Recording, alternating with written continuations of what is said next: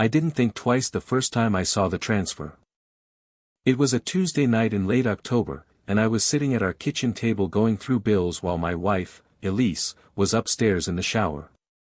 We'd been married for 4 years, together for almost 9.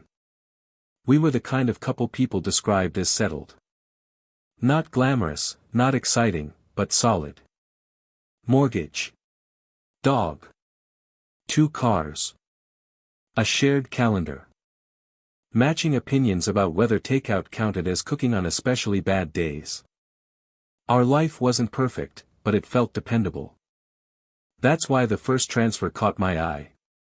On our joint banking app, there was a payment for $600 to an account labeled M. Carter. No note. No message. Just a transfer that had gone out 3 days earlier while I was at work. I assumed it was a typo or maybe one of those things adults with boring responsibilities do without discussing it. A payment to a contractor, a family expense, something I'd hear about later. Then I saw another one. And another. Over the next 2 weeks, the same name appeared 5 more times. $400. $750. $500. $1,200. Always on weekdays. Always when I was at work. Always when Elise had the house to herself. I didn't say anything at first because I didn't want to sound controlling. Money had never been a sore spot in our marriage, and I knew how quickly suspicion can poison something small into something ugly. But the part that bothered me wasn't just the transfers. It was the name. M. Carter. Elise had one brother, Marcus Carter. I told myself there had to be an explanation. He was 6 years younger, had gone through a rough patch after dropping out of community college, and had bounced between jobs for years. We'd helped him before. Not huge amounts, but enough to keep the lights on once or twice. Still, these transfers were larger than anything we'd ever discussed. So I asked casually one night while we were folding laundry. "Hey, have you been helping Marcus out lately?" Elise didn't even look up. "What do you mean?" "Just saw a few transfers to M. Carter." She paused for maybe half a second. "Oh. Yeah. He asked to borrow money for rent and a medical bill." "Medical bill?" "Nothing major," she said quickly. "Just a weird insurance situation." That should have been enough. It wasn't. Because when I asked if he was okay, she gave me the kind of smile people wear when they've rehearsed an answer. "He'll be fine," she said. "You know Marcus. He always lands on his feet." That phrase stuck with me. Marcus did not always land on his feet. Marcus had, in fact, spent most of his adult life face first in whichever bad decision was currently available. Still, I let it go.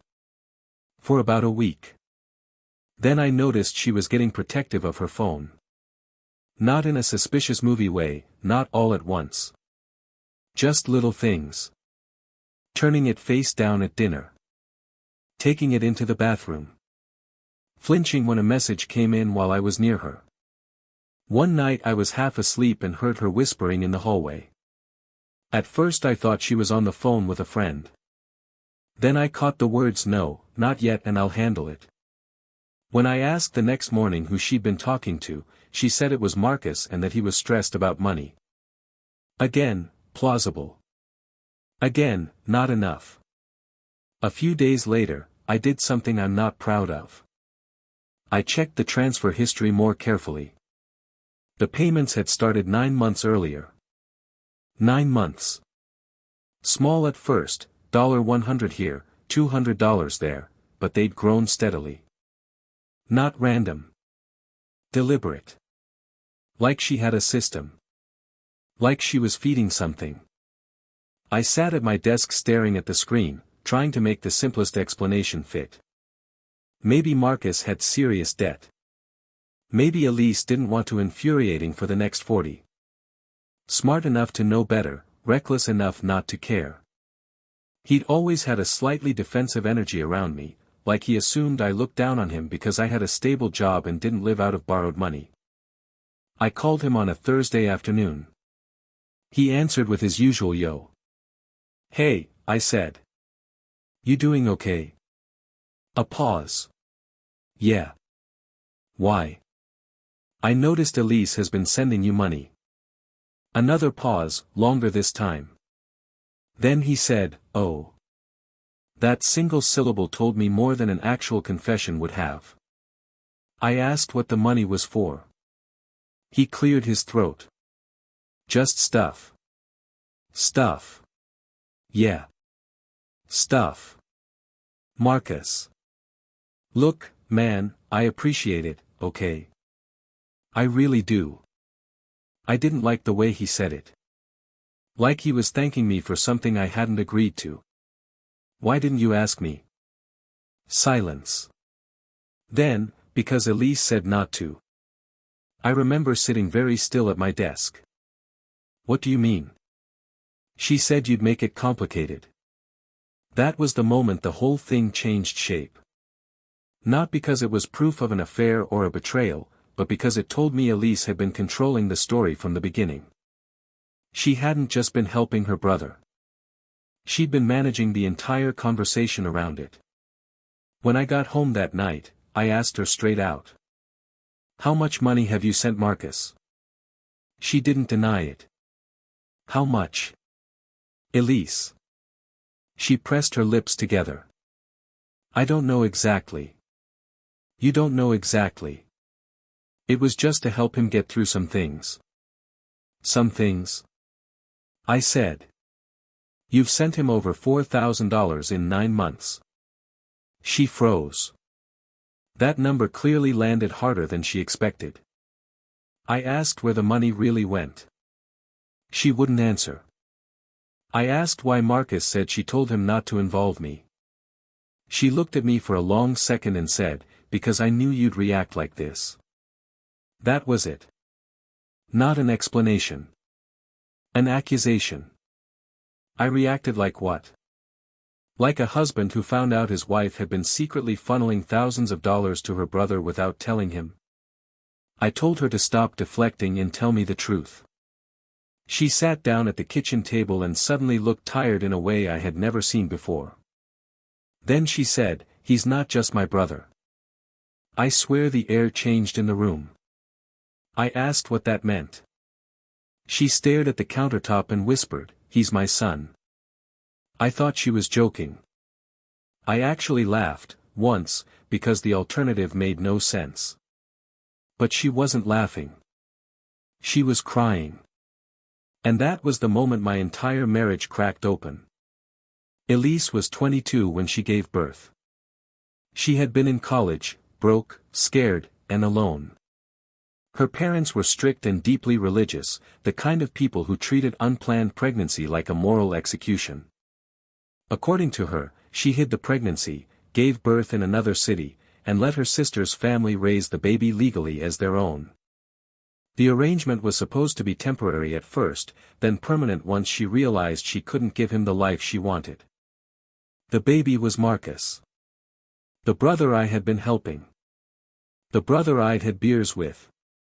The brother who had been to our house for Thanksgiving and called Elise sis in front of me like a joke with a blade in it. She told me she had wanted to come clean for years, but every time she tried, she panicked. Her family had buried the truth. Her parents had rewritten the story. Marcus grew up believing he was her younger brother because that was easier for everyone. And then, 9 months earlier, he had found out. Not from her. From his legal records. I just sat there, stunned, while she told me the rest. Marcus had been drinking. He confronted her in tears. He felt used, lied to, erased. He wanted answers, and he wanted money, not to buy silence, she insisted, but because he had no support system after discovering the people he called family had built his life on a lie. Elise had been sending him money ever since because she felt responsible. Maybe she was. Maybe that was the only honest thing she'd ever done for him. But then she said the part that made my stomach turn. I didn't tell you because I knew you'd think I was disgusting. I stared at her. Maybe that was cruelly honest. Maybe that was self-protective. Either way, it wasn't the point. The point was she had lied to me for months, let me live in a marriage built on a false family tree, and let me believe I knew the people at my own table. I asked if there was anything else. She said no. I didn't believe her. And for good reason. Because 2 days later, Marcus showed up at our house. He looked worse than I'd ever seen him, thin, sleep-deprived, angry in the brittle way people get when they've been hurt long enough to stop pretending otherwise. He asked if he could talk.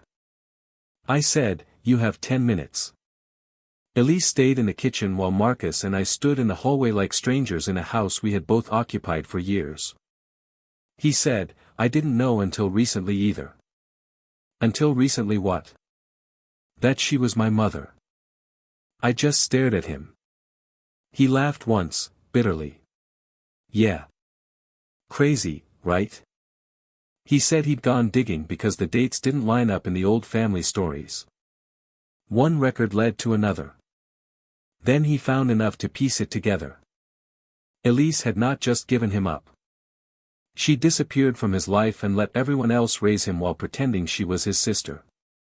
He was furious about the lie, but what he hated most was that she'd kept sending him money like guilt could be transferred in monthly installments.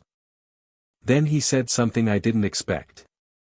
"She's not telling you the full story." I looked at him sharply. He rubbed his face and said, "There's a reason she wanted me to keep quiet." I asked what reason. He hesitated. Then he said, "Because if you know who my father is, you'll understand why she's scared." That was the third time in 1 week I felt the floor move beneath me. According to Marcus, his biological father was not some teenage mistake or nameless ghost from college. It was a man Elise still knew. A man in our town. A man with money. A married man. And not just any married man. My boss. I wish I could say I handled that revelation with dignity. I did not. I laughed first, because sometimes the brain treats disaster like a bad joke it can survive by mocking. Then I swore. Then I sat down because standing felt optional and existing did not. Marcus told me everything he knew. Elise had had an affair in her early 20s with a much older executive from a company connected to her family. When she got pregnant, the man paid to make the problem disappear. Her family buried it. Marcus grew up under a false identity. Elisa's younger brother's story was safer than the truth. And now, years later, her biological son had figured it out. I asked if my boss knew. Marcus gave me a look that answered for him. Of course he knew. That was the part Elise had been most afraid of. Not the truth itself, but the chain reaction.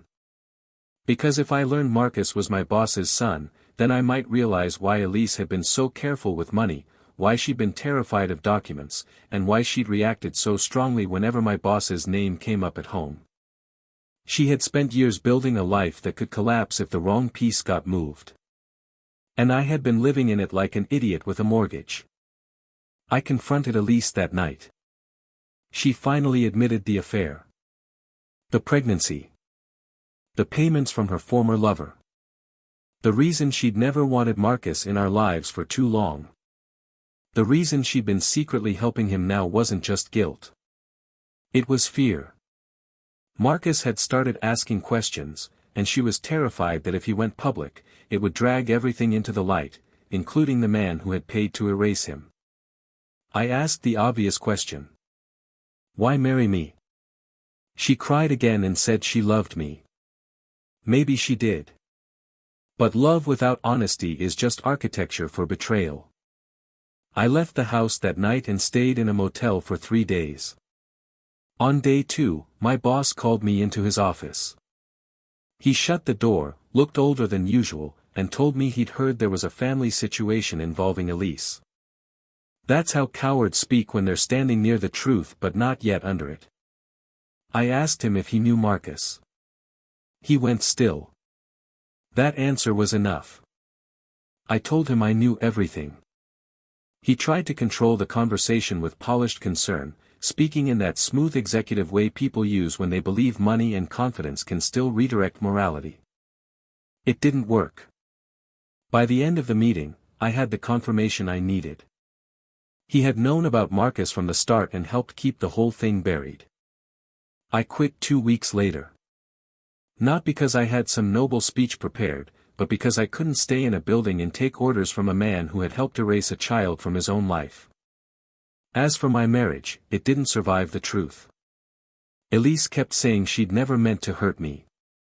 But what she meant wasn't the point. She had built a life with me on top of a lie so large it had its own gravity. Marcus and I still talk sometimes. Not constantly. Not like brothers, and not like enemies. Just two people who had both been used by the same story in different ways. He's trying to build a life of his own now. Real one, not the fake family version he grew up in. As for me, I've learned something I wish I'd known sooner. Some lies aren't hidden because they're small. They're hidden because they are the foundation.